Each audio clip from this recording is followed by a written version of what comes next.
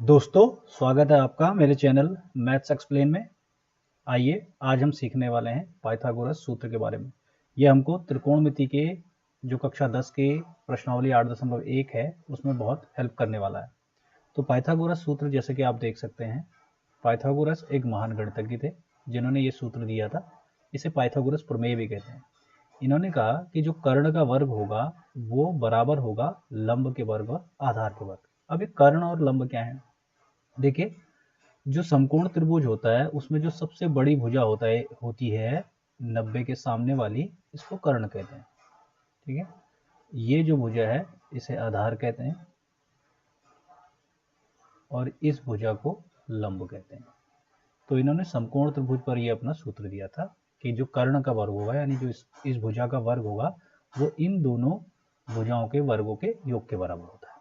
अब देखिए, इसका प्रयोग हम किस प्रकार करेंगे ये हम अगली स्लाइड में देखेंगे। यहाँ पर हमने एक समकोण त्रिभुज बनाया है जिसमें हमको लंब दिया है। अभी अभी बताया मैंने आपको कि इस भुजा को लंब कहेंगे और इसको आधार कहेंगे।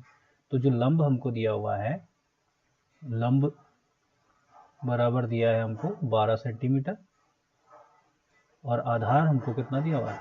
आधार दिया हुआ है 5 सेंटीमीटर। 5 सेंटीमीटर यानी हमको क्या निकालना है? कर्ण निकालना है। कर्ण समकोण त्रिभुज की सबसे बड़ी भुजा होती है और 90 के ठीक सामने रहती है। तो आइए पाइथागोरस सूत्र लिखें। पाइथागोरस सूत्र कहता है कि जो कर्ण का वर्ग होगा वो लंब के वर्ग प्लस आधार के वर्ग के बराबर होगा। अब इसका मान निकालते हैं। तो लंब हमारे पास है 12 सेंटीमीटर, तो 12 का हम वर्ग करेंगे। आधार है 5 सेंटीमीटर, तो 5 का वर्ग करेंगे। तो 12 का वर्ग करेंगे तो हमको मिलेगा 144 और 5 का वर्ग करेंगे तो मिलेगा 25। अब इसको अगर हम जोड़ देते हैं तो यह आएगा 169 और इधर आपका चल रहा है कर्ण का स्क्वायर। अब देखिए दोस्तों, जब आप किसी भी राशि से उसका वर्ग हटाएंगे तो उसके सामने जो भी होगा उस पर रूट चढ़ा जाएगा। तो यहाँ पर हमने कर्ण का, क्योंकि हमको कर्ण का वर्ग थोड़ी चाहिए, हमें कर्ण चाहिए, तो कर्ण चाहिए तो कर्ण का वर्ग हटाएंगे और सामने जो 169 है उस पर रूट चढ़ा देंगे। तो आपको पता होना चाहिए कि 169 का जो रूट है वो 13 होता है।